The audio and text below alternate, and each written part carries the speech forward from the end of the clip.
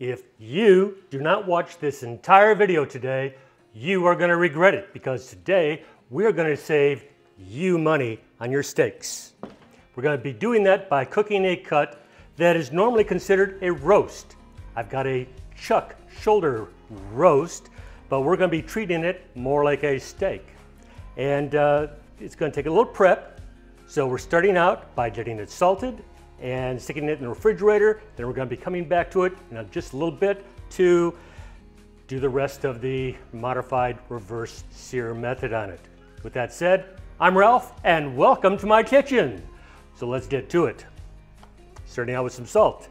And I've got the shoulder roast here. Now I did cut off a section of it that was attached here, but you'll notice that this section is a little bit narrower than the rest of this, which is pretty good size. So that alone made it a fairly poor candidate for grilling, because you're going to have a very narrow side and a very thick side. So it was connected by some kind of gristle and silver skin, so it was just easier to cut that part out. I'm not wasting this little part. I'm going to cook it anyway. I could have cubed it up, frozen it, and saved it for something that required, cubes of meat, or ground it up later for a hamburger.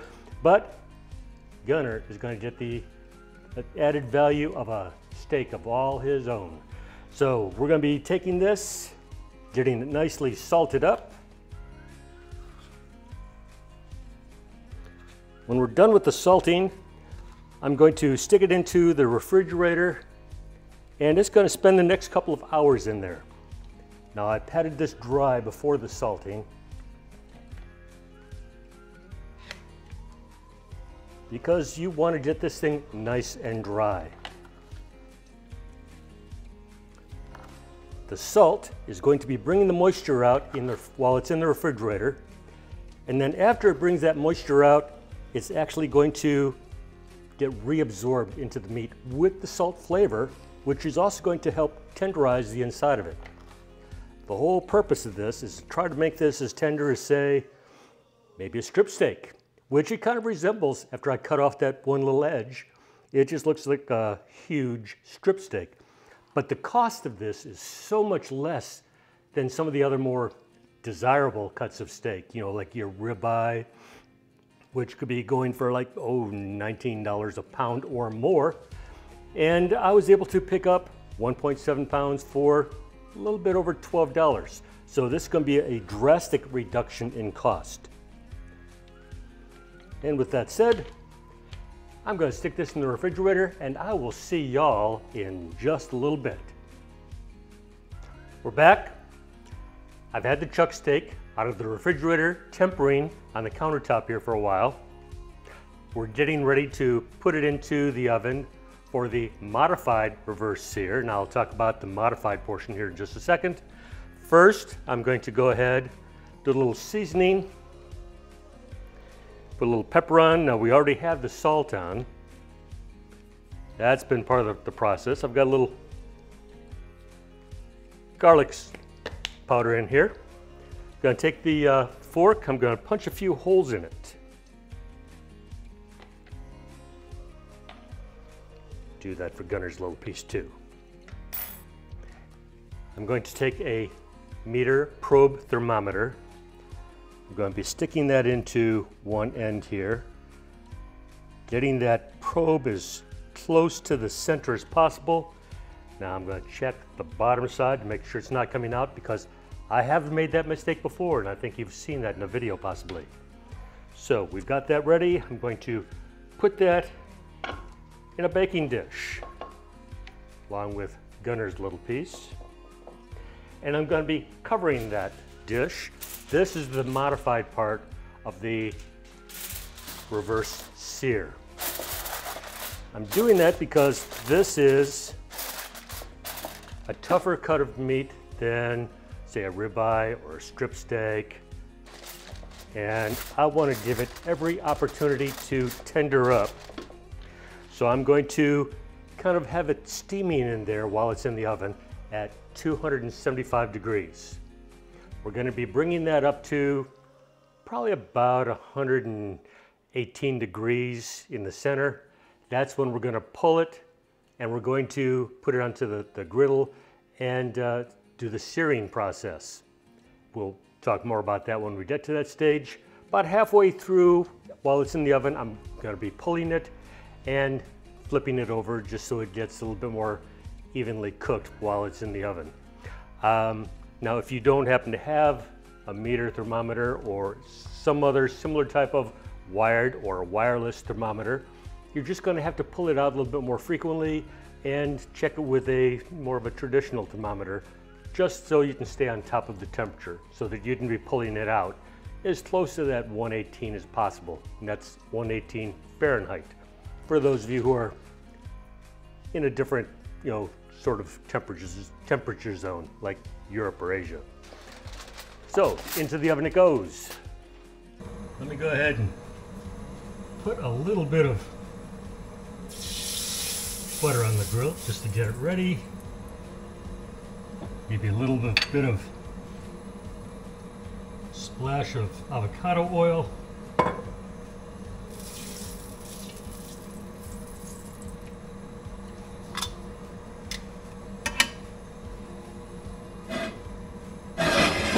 And this is what it looks like.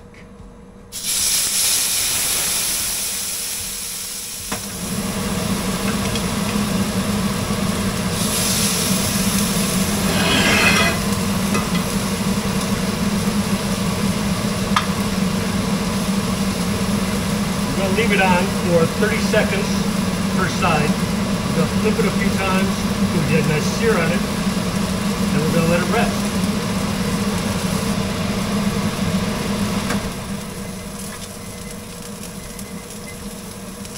That's the first 30. Getting a great sear on it here. Look at that sear. Even Gunner's impressed. Get that timer again. Now, I'm going to start basting the sides up with some butter.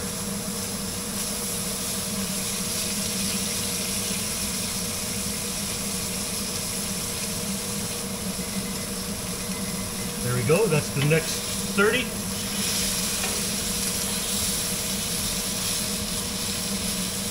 And again, we'll baste it up with some more butter.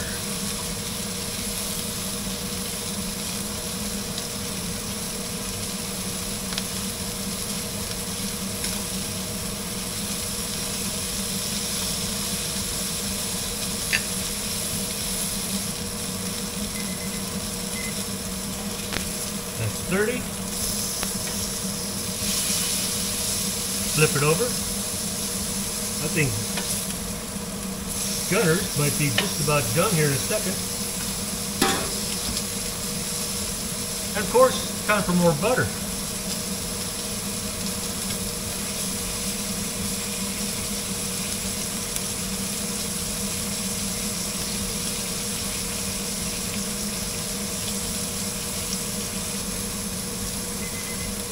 At 30, I'm going to pull Gunner's. I'm going to work on the sides here.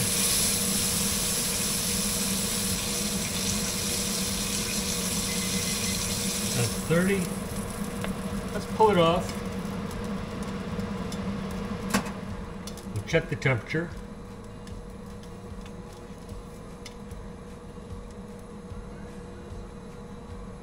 Coming up with about 127.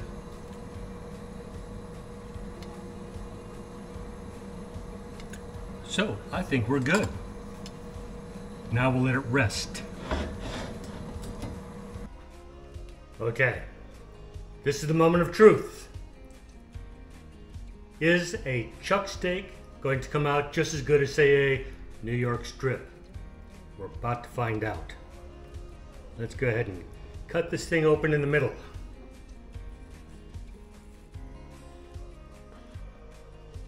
It's cutting quite nicely.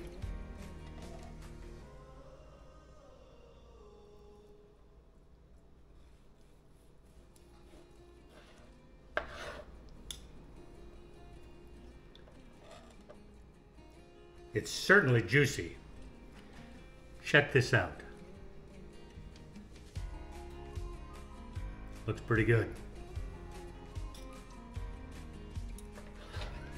We'll give that just a second to cool down. I'm going to check on Gunner's steak.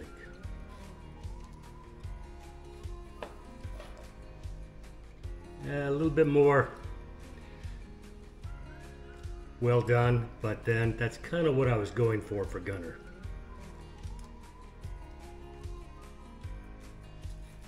See if he likes it. Gunner, come here. Gunner. Here he comes. Come here. Oh, good boy. Big old chunk. There we go. I think he likes it. What about me? How's it gonna taste?